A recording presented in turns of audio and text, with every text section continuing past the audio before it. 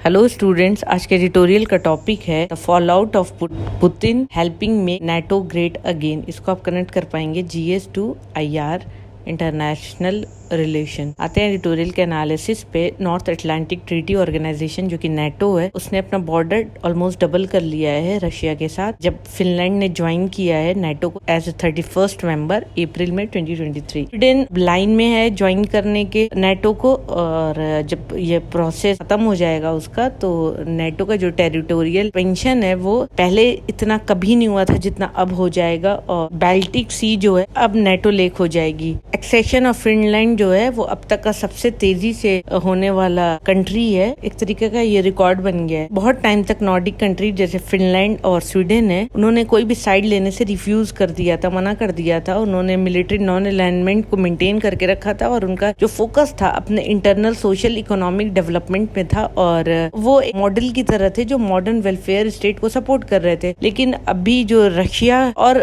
उनका जो relation Russia के साथ था, मॉडरेट था, अगर बहुत गहरा अच्छा नहीं था तो मॉडरेट तो था ही। लेकिन रशिया ने जो यूक्रेन पर अटैक किया, तो जो नॉर्डिक कंट्रीज के व्यूज हैं अपने ईस्टर्न नेबर को लेके चेंज हो गए, और जो लीडर जो उसके हैं व्लादिमीर पुतिन, उनको लेकर जो उनकी प्रेडिक्टेबिलिटी है वो भी चेंज हो गई। मिस्टर पुतिन के जो एक्शन है वो बहुत सारे चेंजेस लेके आए हैं रीजनल सिक्योरिटी को लेकर, और जो यूरोप के डायनेमिक्स है उसमें। Russian action, European unity. Russia के इस एक्शन से यूरोप जो है काफ़ी यूनाइट हो गया है। पहला इसमें देखते हैं कि रशिया के साथ इंगेज होना यूरोपियन यूनियन के साथ कभी इजी नहीं था। जो डिफरेंसेस हैं उनके मेंबर स्टेट्स में, इस कुछ यूरोपियन कंट्रीज जैसे जर्मनी और फ्रांस हैं, उनका सॉफ्ट कॉर्नर था रशिया। वहीं पर बाल्टिक स्टेट जैसे एस्टोनिया, लाटविया, लिथुआनिया, इनका नहीं था। रशिया ने जो इन्वेजन किया यूक्रेन पर, जो अटैक किया, वॉर की सिचुएशन जो यूरोपियन रियल में आई post second world war era के बाद, अब ऐसा कुछ हुआ, और जो ईयू की इमेज थी वो ख़राब हुई, टार्निश्ड हुई, क्योंकि वो बचा नहीं पाया अपने नेबरहुड में इस तरीके का वॉर होने से। और लेकिन इस अटैक का एक इंटरेस्टिंग आउटकम ये रहा कि इस एडवर्स सिचुएशन में जो रशिया का एक्शन था वो यूनाइट कर दिया यूरोपियन कंट्रीज़ को इतना जितना पहले कभी नहीं हुआ था। दूसरा है, मिस्टर पुतिन कभी उम्मीद नहीं किए थे कि फिनलैंड, स्वीडन जो है अपना जो न्यूट्रल स्टैंस है वो चेंज कर देंगे। इनकी मेंबरशिप का मतलब एक्सपेंडिचर बढ़ रहा है मिलिट्री और जो रीस्ट्रक्चरिंग, जो स्टेशनिंग है नाटो की फोर्सेस की, वो न्यू कमांड स्ट्रक्चर लेगी। इसके रिस्पॉन्स में रशिया जो है वो बिल्ड करेगा अपना military presence. Adjoining northern areas हैं और कालिनिंग्रैड एक्सक्लेव, अपने जो एडजॉइनिंग नॉर्दर्न एरियाज हैं, बॉर्डरिंग जो फिनलैंड, रशिया का जो बॉर्डरिंग एरियाज है फिनलैंड से, जो नॉर्दर्न एरियाज है सेंट पीटर्सबर्ग से लेके मर्मांस्क तक, तो वो रशिया के कोर रीजन में आता है, जो कि स्ट्रैटेजिकली और इकोनॉमिकली दोनों ही तरीके से रशिया के लिए इम्पॉर्टेंट है। और फिनिश जैसे ही नाटो को ज्वाइन किया तो रशिया की एंजाइटी जो है, जो टेंशन है, वो बढ़ गई। अब स्पॉटलाइट डालते हैं आर्कटिक पर। थर्ड है, इमीडिएट बॉर्डर एरियाज को छोड़ दें, रीजन है जो नॉर्डिक कंट्रीज के, अगर नाटो को देखते हैं तो उनका स्टैंड ऑफ उनको फेस करना पड़ सकता है रशिया से। आर्कटिक रीजन में भी, जो जहाँ पर अभी लिटिल अटेंशन दिया जा रहा है, क्योंकि वहाँ का इन्वायरमेंट जो है वो हॉस्टाइल रहता है, और इस वजह से अभी अटेंशन वहाँ पे बहुत ज़्यादा नहीं है। लेकिन बढ़ते हुए क्लाइमेट चेंज के साथ जो वहाँ का प्रोस्पेक्ट है, वहाँ पर जो अभी हार्नेस नहीं हुआ है, पूरी तरीके से यूटिलाइज नहीं हुआ है untapped oil, gas, mineral resources, इस वजह से फ्यूचर में वहाँ पर वाइड अटेंशन हो सकता है, और वो क्रिएट कर सकता है अनएक्सपेक्टेड और कॉम्प्लेक्स चैलेंजेस। यूनाइटेड स्टेट और कनाडा, रशिया के अलावा जो नॉर्डिक कंट्रीज हैं जैसे कि Norway, Denmark, Iceland, Sweden, Finland, ये मेंबर हैं आर्कटिक काउंसिल, जिनका डायरेक्ट स्टेक है आर्कटिक अफेयर्स में। और हो सकता है कि कुछ लोकलाइज कन्फ्रंटेशन हो जाए रशिया और जो वहाँ पर और भी इसमें एक्टर्स हैं उसमें। नाटो मेंबरशिप नॉर्डिक कंट्रीज को एक न्यू जियो स्ट्रैटेजिक डायमेंशन में लाई है, और आर्कटिक को एक नया फ्यूचर दे सकती है।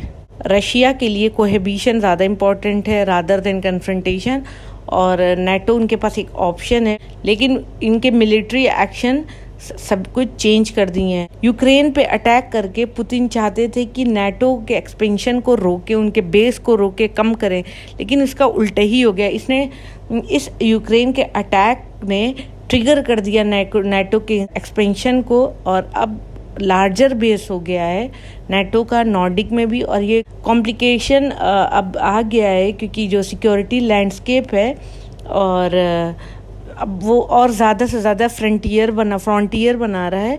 अब नाटो का एग्जिस्टेंस का ज़्यादा जस्टिफिकेशन हो गया, अब ज़्यादा उसका महत्व हो गया है। बहुत सारी कंट्रीज़ अपना फ्यूचर सिक्योर फील कर रही हैं नाटो के साथ जुड़कर, जो कि आर्टिकल 5 में है नाटो के। मिस्टर पुतिन ने नाटो का एग्जिस्टेंस को, इसके वजूद को और बढ़ा दिया। इम्प्लीकेशन अब क्या है इंडिया के लिए वो देखते हैं।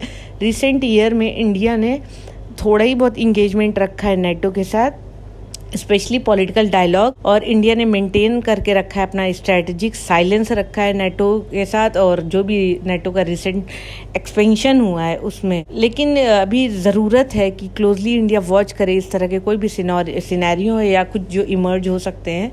सबसे पहले देखने की बात है कि रशिया इंडिया के जो फ्रेंड हैं उनमें से एक है, और रशिया के पास अभी कुछ ही दोस्त बचे हैं करंट सिचुएशन में, और इंडिया उनमें से एक है।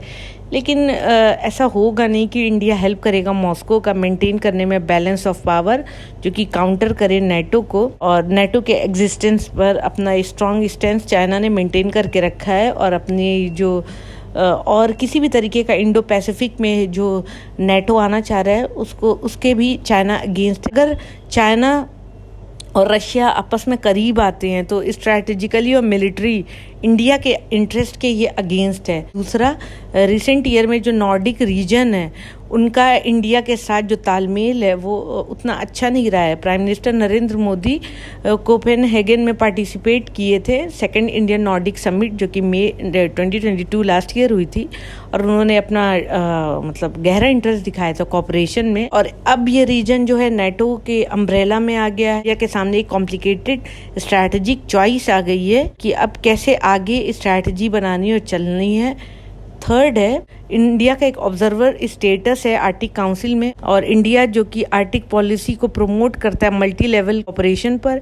फिनलैंड जो कि नाटो की रिसेंट में मेंबरशिप ले लिया है, और स्वीडन भी जल्द ही ज्वाइन कर लेगा।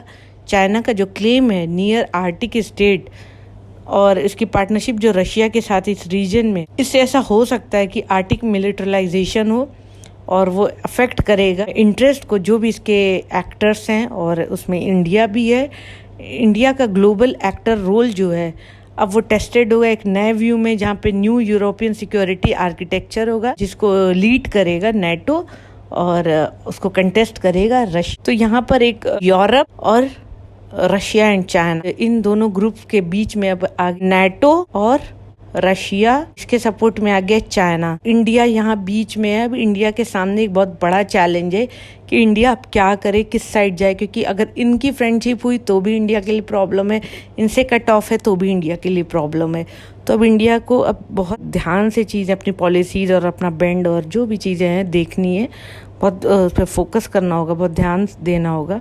तो ये था आज का एडिटोरियल का analysis. Thank you for watching my video. Please share, like and subscribe.